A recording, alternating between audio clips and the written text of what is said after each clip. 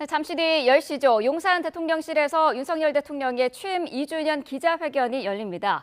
윤 대통령이 민감한 현안에 어디까지 입장을 밝힐 것인가, 또 향후 소통 방식에 어떤 변화가 생길 것인가 하는 부분에 관심이 쏠립니다.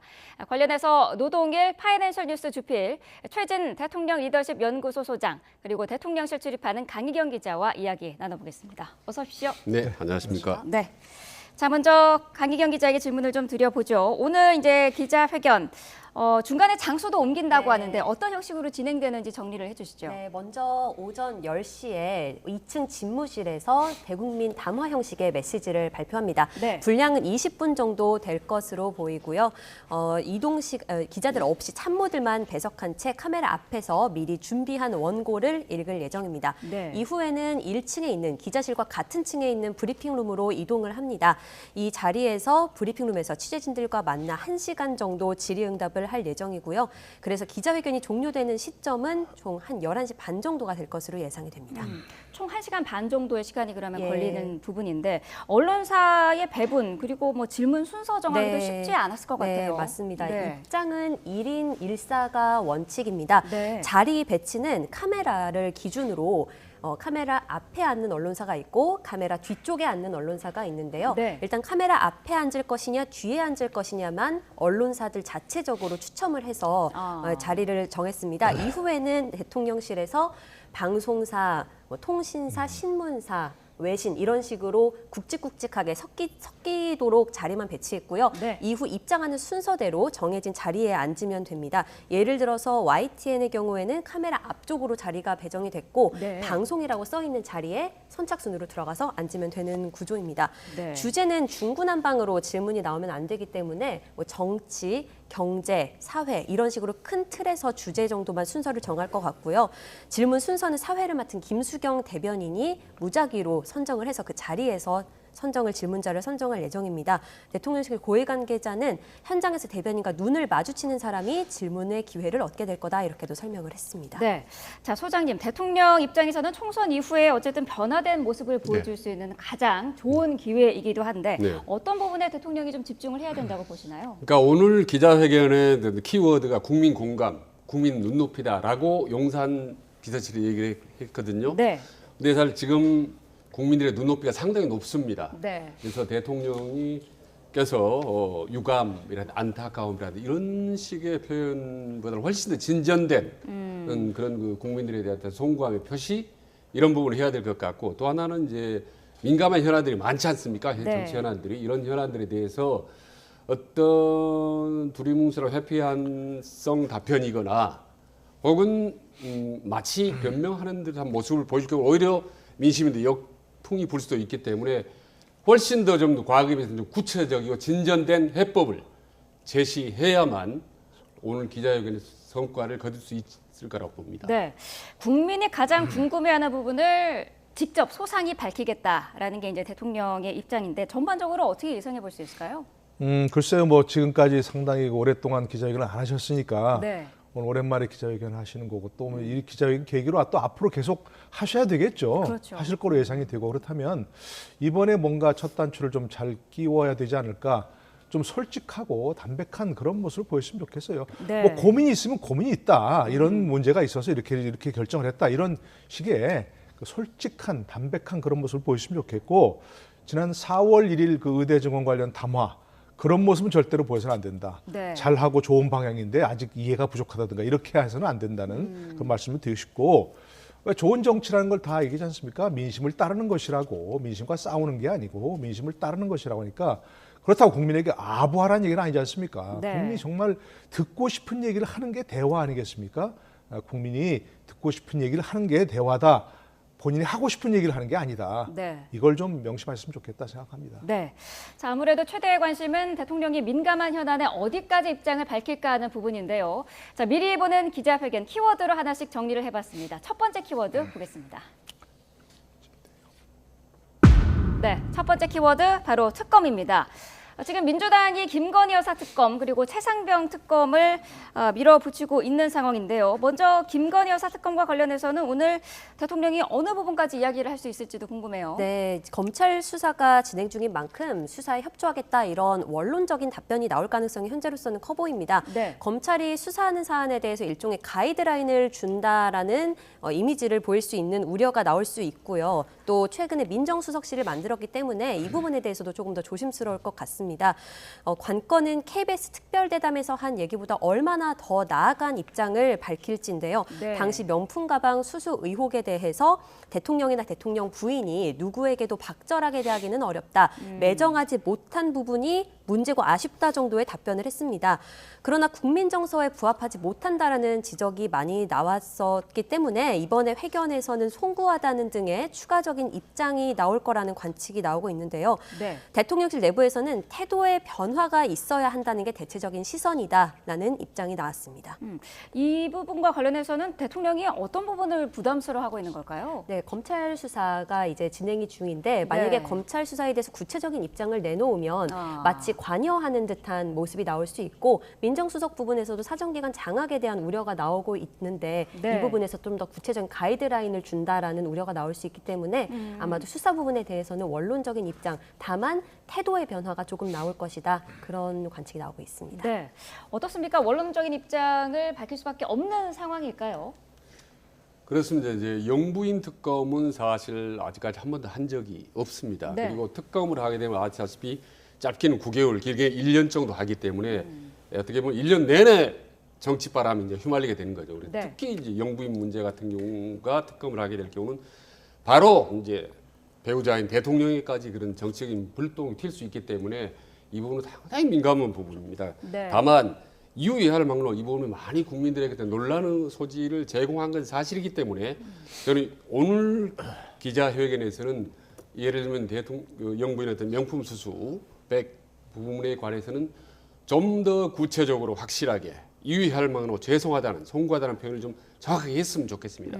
사실 이걸 지난번 2월 달에 KBS 대담 때 이 부분을 분명히 했더라면 국민들의 많이 가라앉을 수 있는 부분인데 이 부분이 적당히 아쉽다라는 부분으로 두루뭉실하게 넘어가는 바람에 눈덩이처럼 키운 측면이 있습니다. 네. 그래서 오늘 이 부분 이유를 명론하고 대통령께서 좀 명확하게 국민 앞에서 죄송하다는 표현을 해주셨으면 좋겠고 다만 이 부분 특검 여부, 특히 영부인 문제에 대한 특검 여부는 지금 리얼백 외에 도이치모터 주가 조작 문제라든지 양평 땅 문제로 여러 가지 지금 맞물려 있지 않습니까? 네. 그래서 이거는 정치로 풀어야 된다. 윤석열 대통령이 앞으로 정치하겠다 이렇게 얘기하지 않았습니까? 정치가 다른 말로 협상입니다. 그래서 여야와 지금부터 물밑으로 긴밀하게 어디까지 어떻게 해야 될 것인지를 좀 협상을 해야 된다. 그리고 또 하나는 이원석 검찰총장이 바로 분명히 지시를 했지 않습니까? 수사를 지시를 했는데 이 부분도 수사를 지시했으면 빨리 속도 있게 구체적으로 지금 진행되는 그런 모습을 국민들에게 보여주면서 여야의 협상을 병행을 한다면 네. 이 산적한 문제도 사실 의외로 쉽게 풀릴 수도 있다라고 저는 봅니다. 죄송하다라는 표현은 어쨌든 필요하다라는 입장이신데 어떻게 생각하시나요? 그 이럴 때 쓰는 좋은 말 있잖아요. 보통 뭐 경위 어떻든 뭐 받은 네. 건 사실이기 때문에 죄송하다. 뭐 그러나 이제 이러이러한 뭐 경위로 이렇게 받았다. 이렇게 했으면 사실 그때도 충분히 넘어갈 수 있는 일이에요, 이게. 누군가가 네. 책임지고 본의 아니 뭐 1,000만 원짜리 받은 것도 아니고 죄송합니다. 제가 뭐 이거 금액을 얘기하는 건 아니고 네네. 그렇기 때문에 그런 것들을 좀 정말 진솔하게 사과의 뜻을 표시했으면 누가 그걸 가지고 그야말로 국민들이 박절하게 대하겠습니까? 근데 그걸 가지고 그렇게 두루뭉술 넘어갔던 부분이 분명히 있는 것이고요. 더구나 또 검찰은 김건희 여사 관련된 뭐 주가 조작 의혹이라든지 이 뭐 명품백 수수 의혹이라든지 이런 것들을 왜 이렇게 미적거렸어요? 지금 하는 것처럼 빨리 수사해서 결론을 내라. 이랬으면 되는 거 아닙니까? 그 결론이 정말 미흡하다. 그랬으면 국민들이 요구할 텐데, 만약 특검을 요구할 텐데, 그렇지 않고 그걸 검찰이 수사 그 결과를 내놓은 것이 뭐 납득할 만하다 하면 문제가 없이 넘어갔을 텐데, 네. 그걸 계속해서 호미로 충분히 막을 수 있는 일을 미적거리다가 가래로 좀 막기 어려운 그런 상황이 됐다. 지금이라도 빨리 그렇게 하는 게 좋다 이렇게 생각합니다. 네. 여기 대해서 국민의힘 김민전 비례대표 당선인이 이런 얘기도 또 했습니다. 김건희 여사 특검 요구를 받아들이되 거기에 김혜경 여사 그리고 김정숙 여사 이 삼김 여사 특검을 주장하기도 했는데 이 부분은 어떻게 보시나요? 그래서 이제 저렇게 일부 이제 주장하는 분들도 있을 수 있겠죠. 네. 우리가 얘기하는 김혜경 여사라든지 또 김정숙 여사 이런 의혹이 있는 부분이니까. 근데 만약 저렇게 가자면 저건 정말 한번 막 가자 이렇게 얘기하는 거니까 지금 상황에서는 예를 들어서 지금 이런 것들이 정말 크게 일파만파 의혹으로 번지지 않도록 네. 아까 우리 최 원장님 잘 말씀하신 것처럼 여기에서 정치적으로 푸는 게 중요하지. 그래 그럼 우리도 한번 이렇게 해볼까 하는 것은 사실은 정치적 어떤 파장 논란을 더 키우자 이런 것들이니까 네. 바람직한 자세는 아니라고 생각합니다. 네. 뭐 전현직 대통령의 영부인과 제1야당 총재 영부인을 세 사람을 같이 수사하자라는 걸 얼핏 보면 뭐 기발한 아이디어 같지만 사실 현실성이 없고 네. 우리 교수님 말씀하셨다시피 지금 어떻게 보면 이제 막 가는 모습을 보여주기 때문에 바람직하지는 않다고 봅니다. 네. 자, 야당의 최상병 특검 요구 이 부분은 윤 대통령을 직접 겨누는 사안이기도 해서 관심인데요. 이와 관련해서 이준석 개혁신당 대표 이런 말을 하기도 했었죠. 듣고 오겠습니다. 우리가 김정은과의 대화를 할 때 보면은 예, 김정은은 핵을 포기할 의사가 없잖아요. 없죠. 왜냐면 이거 포기하면 나 죽는다예요. 저는 지금 대통령께서 선거 결과나 이런 것 때문에 되게 위축되셨다는 생각을 해요. 그래가지고 최상병 특검을 하면은 야 이거 내가 옛날 특검 해봐서 아는데 이거 사실 특검이 작정하고 다 뒤지면은 어떻게든 굴비역듯이 엮어가지고 나중에는 뭐 대통령을 치는 그런 수단이 될 수도 있어 네. 라는 생각 하실 거예요. 네. 그러니까 저는 우리 국민이 생각하는 어떤 최상병 특검에 대한 민감도보다 대통령 훨씬 민감한 거예요. 네. 자, 윤 대통령이 이 최상병 특검에 대한 민감도가 높을 수밖에 없다는 지적인데 이 부분과 관련해서는 오늘 어떤 수준까지 이야기가 나올까요? 네, 최상병 특검법이 국회 통과한 날 정진석 비서실장이 브리핑룸으로 직접 내려와서 강한 유감을 표시했죠. 네. 죽음을 이용한 나쁜 정치다라는 말까지 나올 정도로 사실상 거부권을 시사했는데요. 네. 기본적으로 대통령실 내부에서는 거부권 행사가 불가피하다는 기조는 여전합니다. 다만 수사 결과를 지켜봐야 한다 이 정도의 입장보다는 조금 더 진일보한 조금 더 나아간 입장이 나올 거란 관측이 나오고 있는데요. 이 때문에 공수처 수사 결과가 나온 뒤에 여야가 합의하면 특검이 가능하다는 식의 이른바 조건부 수용 언급 가능성도 나오고 있습니다. 그러니까 일단은 거부권을 행사한 뒤 그다음에 공수처 결과를 보고 여야가 합의하면 특검을 하겠다라는 식의 수순인데요. 또 이와 함께 해병대원 순직 사건에 대해서 가슴 아픈 일이다 이런 공감하는 취지의 언급이 나올 것으로도 전해졌습니다. 네. 강혜영 기자가 얘기한 이 조건부 수용 관련해서는 그동안에는 대통령실에서 받아들일 수 없다라는 그런 뉘앙스를 보였는데 어떻게 보시나요? 그러니까 이미 최상병 사건도 눈덩이 산더미처럼 커지대로 커져버렸습니다. 근데 저는 오히려 영부인의 어떤 특검이나 이런 부분보다도 최상병 사건은 사실 의외로 쉬울 수도 있다고 봅니다.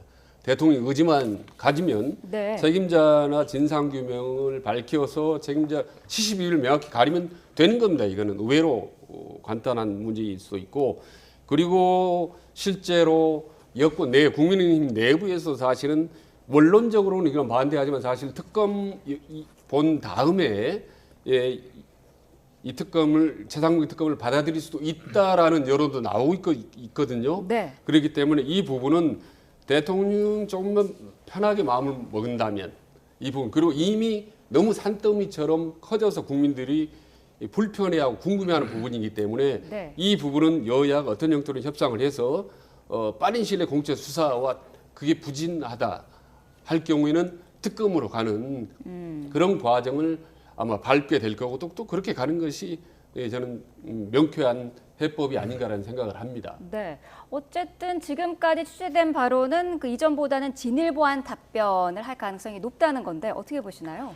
글쎄요, 이것도 아까 뭐 다 얘기한 것처럼 작은 어떤 그 대처로 막을 수 있는 그런 부분을 이렇게 자꾸 일파만파로 키운 거죠. 너무 아쉬운데 당시 사망 사건이 생겼을 때 제가 알기로는 그때 언론에 그 해병대 그 사단장이 해당 사단장이 책임지겠다 이런 얘기를 한 걸로 기억합니다. 네. 그럼 그렇게 해서 책임지고 옷 벗기 하면 이걸 마무리할 수 있었던 얘기예요. 근데 그걸 무슨 누가 어떤 윗선에서 부적절한 개입을 통해서 이렇게 긁어부스럼 만든 거거든요. 그러니까 지금이라도 그런 점에서 정말 아쉽다 하는 의성을 피하고 이 최상병 특검 지금 다 얘기하신 건 저도 그렇게 생각하는 게 좋습니다. 무조건 거부권 행사하면 또 거부권이냐 분명히 이렇게 정치적 파장이 날 상황이니까 일단 공수처와 경찰이 수사하고 있으니까 수사 결과를 지켜보자. 네. 그러나 특검 받을 수 있다. 얼마든지 할 수 있다.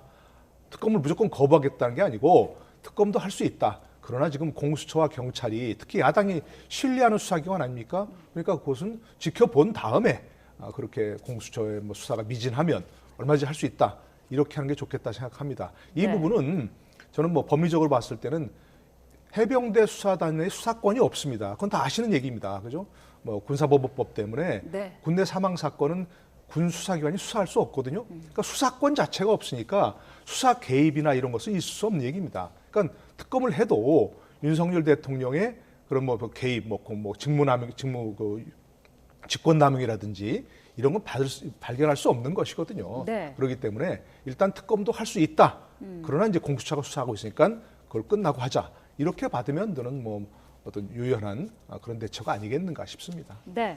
자, 오늘 기자회견을 앞두고 있는 윤 대통령 며칠 전에 민정수석실 신설을 발표를 했습니다. 직접 그 이유 등을 발표를 했는데 네. 굳이 직접 한 이유가 있었을까요? 네, 사실 최근 윤석열 대통령이 브리핑룸에 굉장히 자주 내려왔습니다. 얼마 전에 총선 뒤에 참모진이 일괄 사의를 표명한 이후에 정진석 비서실장, 신임 비서실장을 발표할 때 윤석열 대통령이 직접 내려왔고 네. 또 그 당일 오후에 정무수석 발표할 때도 내려왔고 며칠 전 민정수석 신설을 발표할 때도 내려왔습니다. 총선 이후에 벌써 세 차례나 브리핑룸에 내려온 건데요. 네. 이유를 이제 취재를 해보니까 비서실장은 전임 비서실장이 사의를 표명했기 때문에 좀 발표를 할 사람이 어떻게 보면 마땅치 않아서 대통령이 내려왔다. 또 당일 오후 정무수석 브리핑에 또 내려온 이유는 같은 날 발표인데 누구는 대통령이 하고 누구는 실장이 하면 좀 서운한 면이 있지 않겠느냐. 네. 그랬다는 이유인데 민정수석은 사실 의견이 갈렸습니다. 며칠 뒤에 기자회견이 있는데 또 대통령이 내려와서 할 이유가 있느냐라는 네. 내부에서도 의견이 있었는데 윤석열 대통령이 민정수석 신설의 경우에는 취재진이 굉장히 궁금해하는 사안이고 또 직접 대통령에게 이유를 물어보고 싶어 할 것 같아서 브리핑룸에 내려왔다라고 말한 것으로 전해졌습니다. 네. 자, 민정수석실 신설과 관련해서 지금 야당은 계속해서 사법 리스트 대응용이다 이런 지적을 이어가고 있거든요. 이 분석은 어떻게 보시나요? 그러니까 일단 민정수석실 하면 우리 국민들 사이에 상당히 좀 사정의 칼이라는 부정적 이미지가 사실 강합니다. 그리고 과거 역대 민정수석실의 수석들이 비서관들에게 사실 온전한 경우가 많지 않았습니다. 그 정도로 민정수석실은 청와대 정치 개입이라는 부정적인 이미지를 두고 있기 때문에 이 부분에 대해서는 어쨌든 좀 불식을 해야 될 겁니다. 그리고 방금 말씀하셨다시피 야당인 민주당이 특검 공세를 전방위로 해오고 있기 때문에 대통령이 특검을 방지하기 위해선 민정수석이 새로 신설하는 게 아니냐, 부활하는 게 아니냐라는 의구심이 상당히 많거든요. 네. 그렇기 때문에 대통령이 직접 해명을 한 거고 아마 오늘도 기자회견에서 아마 이 부분에 민정수석실에 아마 해명이 할 겁니다. 질문도 나올 거고. 네. 그래서 방금 말씀드린 민정수석실을 부활하게 되면 항상 대통령이나 청와대 참모들은 정치에 개입하고 싶은 유혹을 느끼게 됩니다. 그렇기 때문에 이 유혹은 불식시키고 국민들도 걱정을 불식시킬 수 있을 정도로 확실히 사정을 하지 않고 그야말로 민심을 청취하는 데 집중하겠다라는 것을 말로만이 아니라 제도적으로 분명하게 오늘 국민들에게 좀 밝혀주는 것이 좋을 것 같다는 생각이 듭니다. 네, 알겠습니다. 자, 저희가 뽑은 이제 두 번째 키워드 바로 보고 오겠습니다. 보시죠. 네, 두 번째 키워드 한동훈입니다. 총선 패배 원인을 두고 지금 국민의힘 내부에서 대통령 탓이다, 한동훈 탓이다 말이 많은데 오늘 여기에 대한 입장도 좀 밝힐 수 있을까요? 질문이 분명히 나오지 않겠습니까? 총선 결과에 대한 어떻게 보시냐 이렇게 분명히 나올 수 있는 거고 네. 또 딱 짚어서 정말 한동훈 책임이라고 보시느냐 이렇게 얘기도 나올 수 있는 거고 홍준표 대구시장이 저는 지금 상황이 좀 돌아보면 네. 한동훈 그 전 비대위원장에 대해서 막 굉장히 공격을 했잖아요. 네. 그게 혹시 윤석열 대통령 만나고 나서 윤석열 대통령의 의중을 반영한 거 아닌가 하는 생각이 들 정도거든요. 네. 그러니까 기자분들도 많이 그렇게 생각을 하실 거고 그에다 질문을 해야 되겠죠. 근데 지금 그 여러 가지 뭐 홍준표 대구시장도 그렇고 또 뭐 황의호 지금 비대위원장도 그렇고 또 지금 말씀하신 이철규 의원도 그렇고 그분들 얘기하는 게 지금 민심과 아니 다른 얘기죠. 민심이 지금 뭐 한동훈 위원장이 잘못해서 패배했다 그렇게 봅니까? 물론 잘못했겠죠. 뭐 예를 들어서 정권 심판론이 큰데 네. 거기서 2조 심판론이라는 작은 심판론으로 맞으면 이길 수 있겠냐? 그건 당연한 거지만 정권 심판론이라는 그 상수가 존재하는 이유가 뭐겠습니까? 네. 저 한동훈 위원장 말고 윤석열 대통령이 훨씬 더 큰 책임을 져야 할 부분이 바로 거기 있는 거죠. 그러니까 누가 잘못했다 꼭 지금 콕 집어서 얘기하는 게 아니라 전반적인 어떤 총선 전체 참패의 책임 분석을 해야 될 시기에 누구 탓만 하고 있으면 이건 얘가 패배 원인 자체도 분석이 제대로 안 되는 그런 것들이죠. 네.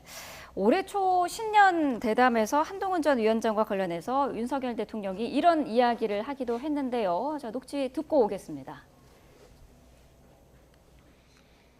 뭐 가까운 사이였지만 제가 총선 끝나고 보자고 했습니다. 그리고 본인도 그렇게 하겠다고 하고 그렇지만 뭐 또 정무수석이라든지 이렇게 해서 뭐 필요한 소통을 하고 있는데 직접 이렇게 막 전화를 하면서 뭐 하기는 좀 우리 한동훈 위원장의 그 입장이 있기 때문에 그거는 좀 적절하지 않은 것 같습니다. 한동훈 위원장 잘 하고 있는 것 같습니까? 네, 저는 뭐 대통령이나 또 당의 그 대표 위치에 있는 사람이나 다 결국은 국가와 국민을 위해서 일을 해야 되는 입장이기 때문에 이런 사사로운 이런 게 중요하지 않고 또 그런 거를 앞세워서 어떤 판단을 하고 이러면 안 된다고 생각합니다. 네. 자, 사실 그 당시에는 윤한 갈등이 있었던 터였는데 이후에 뭐 갈등이 봉합됐다고는 봤는데 뭐 지나가 보니 아닌 것 같기도 하고요. 총선 이후에 대통령이 한 전 위원장에게 오찬을 제안을 했었지만 건강상의 이유로 위원장은 일단 거절했었죠. 네, 맞습니다. 윤석열 전 대통령이 총선 끝나고 지난달 19일에 한동훈 비대위 소속 인사들과 만나자고 제안을 했습니다. 이관섭 전 비서실장을 통해서 제안을 했는데요. 22일 용산 오찬에 참석할 수 있냐 이렇게 제안을 했는데 한동훈 위원장 측에서 건강상의 이유로 거절을 한 것으로 알려졌죠. 당시 대통령실에선 총선을 치른 여당 지도부와 대통령이 선거 이후에 만나는 건 당연한 일이다. 건강상의 이유가 있다면 건강이 나아지고 언제든 만날 기회는 있다. 이런 입장을 밝히기도 했습니다. 네, 국민의힘에서는 그동안 뭐 6월 말이나 7월 초로 예상이 됐었던 전당대회가 한 달 정도 이제 미뤄질 가능성도 나오고 네네. 있는데 이거와 관련해서 한동훈의 출마 가능성을 열어둔 거 아니냐 이런 분석도 있거든요. 그러니까 아시다시피 요즘 언론에 말이죠. 온통 대한민국의 가장 큰 관심사가 한동훈이 전당대회 출마하느냐, 한윤 갈등이 어디까지냐, 그리고 최근에도 친윤이 한동훈을 견제하느냐, 뭐 이런 얘기들 온통 뭐 오늘까지도 지금 무성하지 않습니까? 근데 이 부분에 제가 분명히 말씀드리고 싶은 것은 대통령이 지금 어려움을 겪고 있는 게 총선에서 졌고, 네. 그다음에 국정 운영의 지지율도 낮던데 이 원인이 뭐냐라는 얘기를 듣고 많이 지금 언론이나 국민의힘 내부에 사랑스러워 하지 않습니까? 근데 이게 바로 뺄셈 정치를 한 게 아니냐라는 지적이 있습니다. 네. 사실 이준석을 이제 결국 이제 제거했지 않습니까? 그 이후로 이제 유승민, 안철수, 나경원, 김기현에 이어서 이제는 한동훈까지 친윤이 마치 배제하려고 하는 거 아니냐라는 얘기가 나옵니다. 사실 그렇게 되면 지금 한동훈은 개인의 한동훈이 아니라 개인적으로 자기 팬덤도 있습니다. 상당히 지식이 그리고 어찌 됐든 여권의 대권자 1위입니다. 네. 이런 한동훈이 전당대회 출마하느냐 마느냐 두 번째 치고 윤석열 대통령과 관계가 좋지 않다면 득보다 실이 훨씬 더 많고 국민의힘에 부담이 많다는 얘기죠. 아, 네. 그래서 먼저 이 윤한 갈등을 먼저 해소하는 것이 중요하다. 그 다음에 전당대회 나가고 안 나가고 하는 건 두 번째 문제라고 봅니다. 그래서 네. 국민들에게는 혹은 또 상당히 불안해하고 있어요. 대통령이 이인자하고 상당히 갈등이 있다라는 얘기가 자꾸 나오면은 국민들도 사실 불안합니다, 이게. 예, 그래서 국정 운영에도 발목을 잡을 수밖에 없고 여권 내부 분열이 생길 수밖에 없습니다. 그래서 오늘 그러니까 인터뷰 기자회견에서도 대통령께서 이 부분을 한동훈과 관계라든 이런 부분들을 좀 말씀하기가 상당히 껄끄럽겠지만 그래도 상당히 구체적으로 진전된 말하자면 화해나 화합의 어떤 메시지를 분명히 남겨주면은 아마 여권에도 상당히 도움이 되고 국민들에게도 상당히 좀 도움이 될 거라고 봅니다. 네, 한동훈 전 위원장이 뭐 차기 당대표가 되면 향후 대통령과의 관계가 좀 애매할 수도 있다라는 지적을 하셨는데 어떻습니까? 전당대회 출마할 가능성도 있다고 보시나요? 가능성이야 있는 거죠. 근데 지금 이제 황의여 비대위원장이 사실 긁어부스럼 만드는 거고요. 지금 관리형 비대위라고 처음부터 결정을 했고 네. 그 관리형 비대위의 가장 큰 임무가 뭐냐? 전당대회 개최 아닙니까? 새 지도부를 뽑는 것이고. 근데 지금 괜히 무슨 뭐 8월 전당대회 이걸 미리 얘기할 필요가 없잖아요. 네. 지금부터 빨리 뭐 예를 들어서 전당대회 룰을 개정할 필요가 있으면 개정하든지 네. 해가지고 2, 3일이면 되는 거 아닙니까? 그게 뭐 그렇게 오래 걸리는 것도 아니고 온라인으로 다 처리할 수 있는 그런 얘기들이고 그래서 빨리 결정을 해서 그야말로 당원들의 국민들의 선거로 뽑히는 그런 정통성 있는 지대위를 구성하고 지도부를 구성하고 본인들은 해산하는 게 맞는 것이지 뭐 지금 뭐 혁신을 어떻게 할 것인가 뭔지 이런 거 가지고 얘기할 시기가 아니라고 생각하는데 네. 괜히 긁어부스럼 만드는 것이고 이렇게 되면 진짜 일각에서 얘기하는 것처럼 뭐 한동훈 출마를 위한 거 아니냐 이렇게 오해를 받을 수밖에 없는 상황이거든요. 그러니까 결과적으로 나중에 늦춰지더라도 지금부터 처음부터 뭐 마치 그 한동훈 출마를 위해서 조금 시기를 늦춘다 이런 오해를 받지 않았으면 좋겠고 저는 개인적으로는 이번에 한동훈 전 위원장이 나서면 안 된다고 생각합니다. 이철규 의원이 얘기한 것처럼 본인도 총선 패배에 어느 정도 책임이 있기 때문에 네. 뭐 나서지 않겠다 얘기하는데 한동훈 위원장도 마찬가지 처지 아니겠습니까? 그러니까 나서면 안 된다고 생각합니다. 뭐 가능성이 열려 있지만 저는 나서지 않을 걸로 생각을 하고 나서지 않아야 한다고 그렇게 생각을 합니다. 저 하나 좀 짧게 덧붙이면 네네. 사실 윤석열 대통령 한동훈의 갈등설이 이렇게 지금처럼 한 달 가까이 지금 장기화되면 절대 안 됩니다. 네. 만에 하나 한동훈 전 비대위원장이 공개적으로 반윤의 캐치를 들고 나선다고 생각을 해보십시오. 정말 여권은 걷잡을 수 없이 내부 분열에 들어가고 대통령은 매우 힘들어질 겁니다. 그러니까 이렇게 자꾸 이 정부는 윤석열 대통령 기다리고 시간을 끌다 나중에 눈덩이처럼 키운 경우가 많거든요. 네. 그래서 빨리 이 부분을 수습하지 않으면은 어려워진다. 그리고 아까 말씀드린 한동훈 이제 7월, 8월까지로 넘어간다면 왜 출마하지 못할 법이 뭐가 있나요, 한동훈은? 그리고 자꾸 책임론이 나오는데 아니 대통령만 선거를 치릅니까? 아니면 당만 치릅니까? 저는 모든 책임도 분담한다고 반반에 다 있다고 봅니다. 그리고 충분히 한동훈은 여권 내부로부터 비판을 받았기 때문에 지금 본인이 7, 8월 달에 본인이 자기 의지로 한번 총선에 나가겠다. 아니 전당대회에 나간다. 그럼 무참하게 떨어지면 되는 거죠. 만약에 국민 당원들이 비판한다면. 그럴 거 아니면 당원들이 아직 필요하다라고 하면 당선되는 겁니다. 그래서 지금 친윤이나 비윤이 한동훈을 가지고 출마한다 만다. 이거는 문제가 있다. 다만 경쟁자들이 한동훈 누굽니까? 홍준표라든지 윤상현이라든지 경쟁자들이 뭐라고 한동훈에 대해서 비판적인 얘기를 하는 거는 충분히 가능합니다. 경쟁자이기 때문에. 네. 다만 윤석열 대통령이나 친윤파들이 출마 여부를 갖고 안 된다 한다 이거는 저는 상당히 좀 시점화 좀 오바라고 보는 거죠. 그리고 왜냐하면 유권의 가장 큰 확고한 자산 아닙니까? 많은 팬덤을 가지고 지지율이 높은 한동훈인데 왜 묶어두는 겁니까? 활용을 하려고 생각해야 되는 거지. 그래서 윤석열 대통령과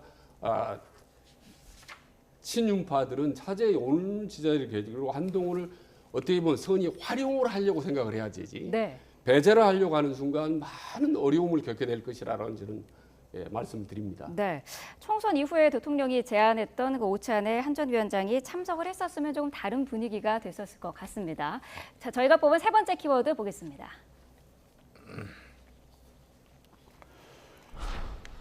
네, 세 번째 키워드 민생입니다. 제일 중요한 부분이 아닐까 싶은데요.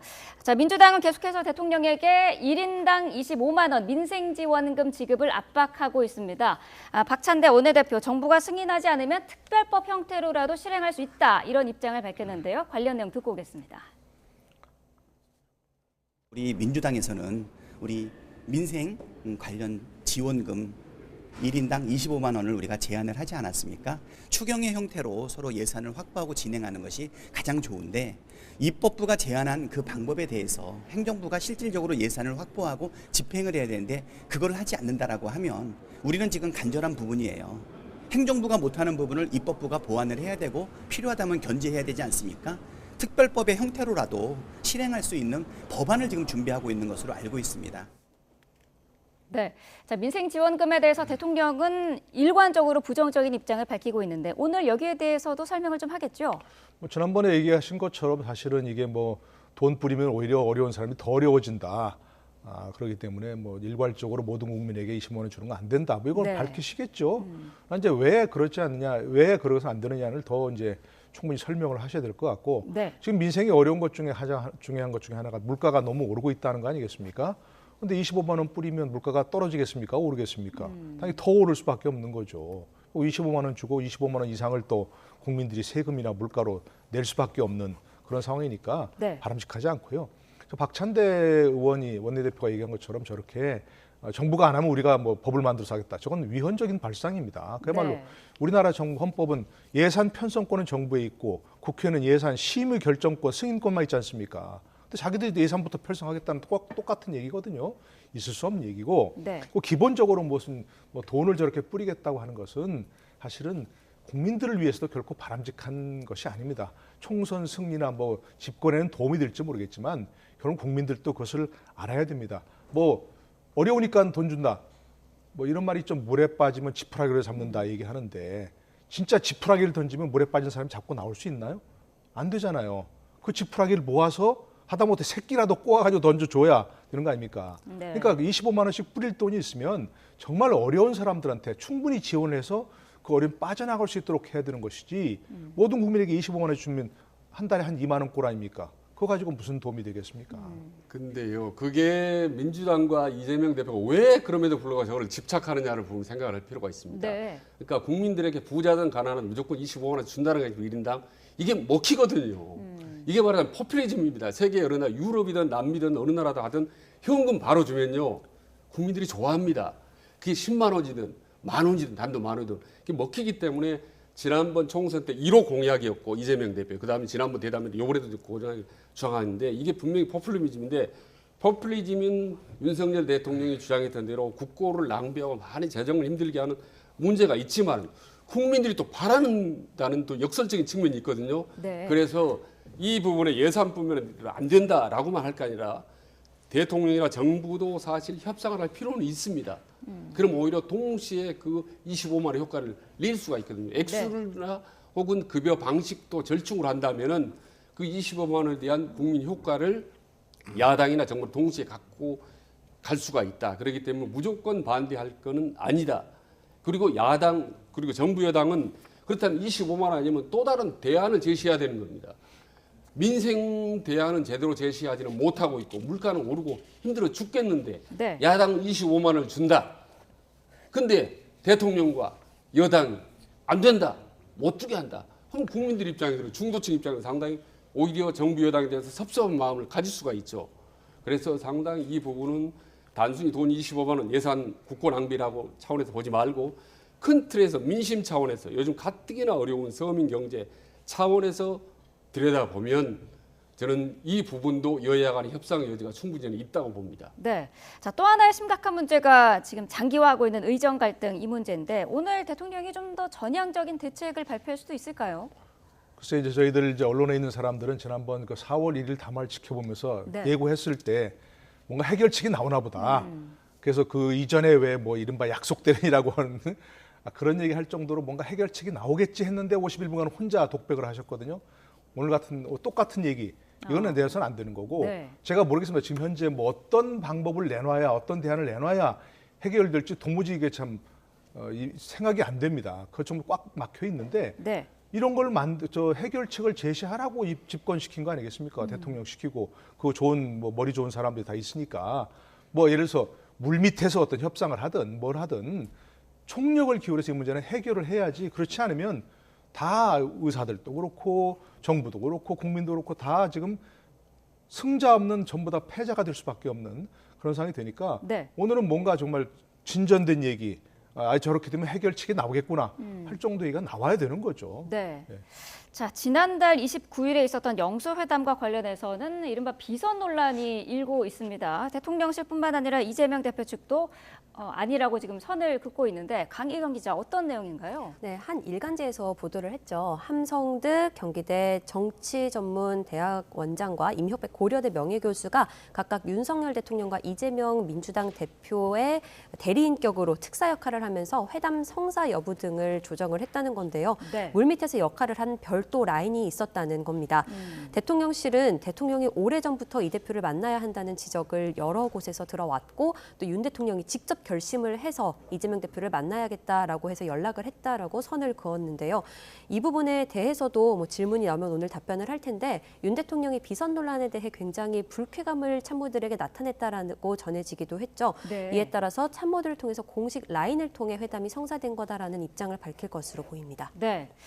자, 이제 시간이 뭐 1시간 한 15분 정도 뒤면은 대통령이 기자회견을 시작할 텐데요. 오랜만에 여는 기자회견인 만큼 대통령실이 자체적으로 거는 기대도 있을 것 같아요. 네. 어떤 효과를 기대하나요? 네, 대통령실은 윤 대통령이 총선 이후에 계속 변화하려는 모습을 보여줬다라는 점을 강조하고 있습니다. 네. 이번 기자회견을 통해서도 그것이 확실하게 메시지가 전달될 수 있을 거라고 보고 있는데요.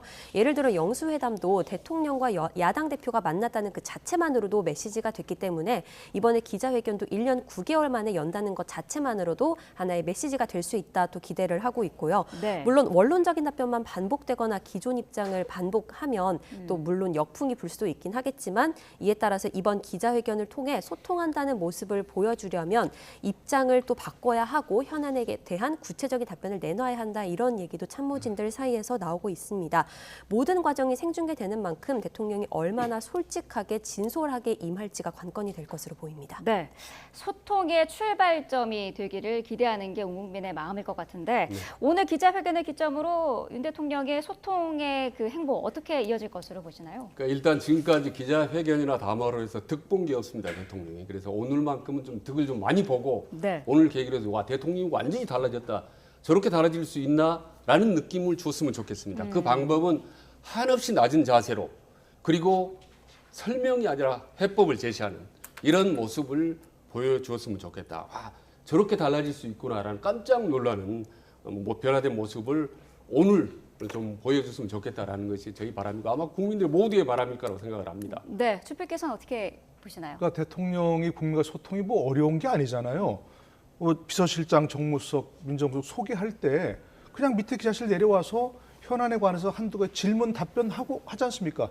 그런 걸 수시로 보여주면 됩니다. 무슨 취임 2주년, 무슨 100 며칠 뭐 이렇게 하면서 거창한 행사로 할 게 아니고 네. 언제든지 문제가 있고 현안이 있을 때 기자실에 바로 내려와서 그 대통령이 설명하고 또 질문도 받고 그런 얘기 얼마든지 할 수 있으니까 이런 걸 자시하면 좋겠다. 그게 용산으로 대통령실을 옮긴 취지 아니겠습니까? 첫 번째 취지. 네. 초심으로 돌아가셔야 된다 이렇게 생각합니다. 네.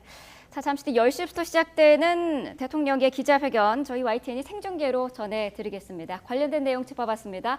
노동일 파이낸셜 뉴스 주필 최진 대통령 리더십 연구소 소장, 대통령실 출입하는 강희경 기자와 함께했습니다. 오늘 나와주셔서 감사합니다. 네, 고맙습니다.